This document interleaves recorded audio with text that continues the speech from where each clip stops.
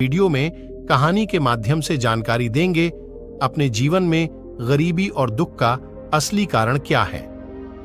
अगर आप सभी महात्मा बुद्ध के जीवन से जुड़ी वीडियो देखना चाहते हैं तो हमारे चैनल को सब्सक्राइब कर लो, क्योंकि गौतम बुद्ध की रोजाना वीडियो लाता रहता हूं।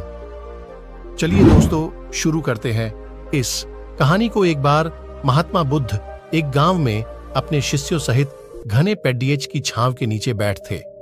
आसपास के गांवों से बहुत से लोग अपनी मानसिक समस्याएं लेकर महात्मा बुद्ध के पास आ रहे थे। महात्मा बुद्ध उन सब की मानसिक परेशानियों का समाधान देते। सब लोग कहुशी अपनी समस्याओं का समाधान पाकर वहां से लौट रहे थे। वहीं से कुछ दूर बैठा लोगों को बुद्ध के पास जाते देख एक दुखी भिखारी अपने भाग्य को कोसता हुआ यही सोचने लगा कि अभी कुछ देर पहले तो ये लोग दुखी मन से मुंह लटकाए उन महात्मा के पास गए थे, और अब इतना खुश होकर कैसे वापस लौट रहे हैं। आखिर माजरा क्या है, जरा मैं भी जाकर देखूं कि वो महात्मा ऐसा कौन सा खजाना बांट रहा है।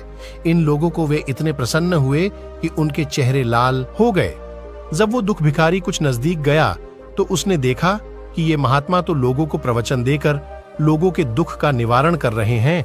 यह देखकर भिखारी के मन में भी तीव्र इच्छा हुई कि क्यों ना मैं भी इन महात्मा को अपना दुख बताऊं, मुझे भी अपने दुख का समाधान अवश्य मिलेगा। बस फिर क्या था, समाधान पाने की लालसा लिए भिखारी महात्मा बुद्ध के सामने पहुंचा और हाथ जोड़ डहाकर प्रणाम करते हुए बोला, हे महात्मा बुद्ध, मैं भी लोगों की मदद करना चाहता हूं। मुझे लोगों की मदद करने की बहुत इच्छा है, लेकिन मैं कैसे मदद कर सकता हूं? मैं बहुत गरीब हूं, मेरे पास न तो पैसे हैं और न ही कोई ऐसी चीज जिससे मैं किसी की मदद कर सकूं।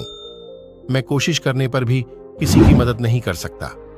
मुझे भगवान ने इतना गरीब क्यों बनाया है महात्मा, मुझ पर कुछ कृपा करो। इतना बोलते हुए भिखारी रोने लगा। महात्मा बुद्ध बोले, आप बहुत अज्ञानी हैं, क्योंकि आप अभी तक इस भ्रम में जी रहे हो कि तुम्हारे पास कुछ नहीं, जबकि दूसरों को कुछ देने के लिए तुम्हारे पास बहुत कुछ है। तुम बिना धन और वस्तु के भी दूसरों की मदद कर सकते हो। तुम्हारे पास जुबान है जिससे तुम मीठे शब्द बोलकर किसी के दुखी चेहरे पर मुस्कान ला सकते हो। इन्हीं शब्दों की ताकत से तुम किसी के भी टूटते हौसलों को फिर से मजबूत कर सकते हो।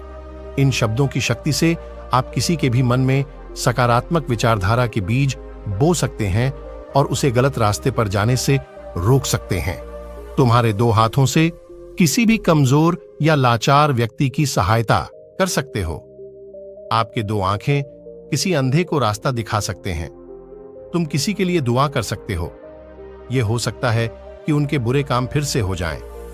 आप किसी के अच्छे स्वास्थ्य की कामना कर सकते हैं, लेकिन अज्ञानतावश तुम अब तक इस बात को समझ नहीं पाए और इस भ्रम में अब तक जीते रहे कि तुम्हारे पास मदद करने के लिए कुछ नहीं। किसी की मदद करने के लिए धन और वस्तु का होना अनिवार्य नहीं है। बिना धन और वस्तु के भी हम कई प्रकार से लोगों की मदद कर सकते हैं। महात्मा बुद्ध के ज्ञान से भरे ये सुंदर शब्द सुनकर भिखारी के चेहरे पर मुस्कान आ गई और वह खुशी से झूमता हुआ वहां से चला गया। इस बुद्ध गौतम बुद्ध की स्टोरी से हमने क्या सीखा?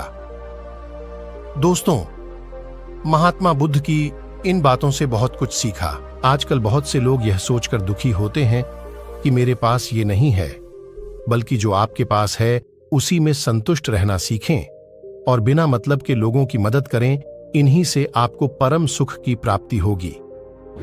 अगर गौतम बुद्ध के जीवन से जुड़ी कहानियां सुनने के शौकीन हैं, तो हमारे चैनल को सब्सक्राइब कर ले, क्योंकि गौतम बुद्ध की वीडियो हमेशा लाता रहता है।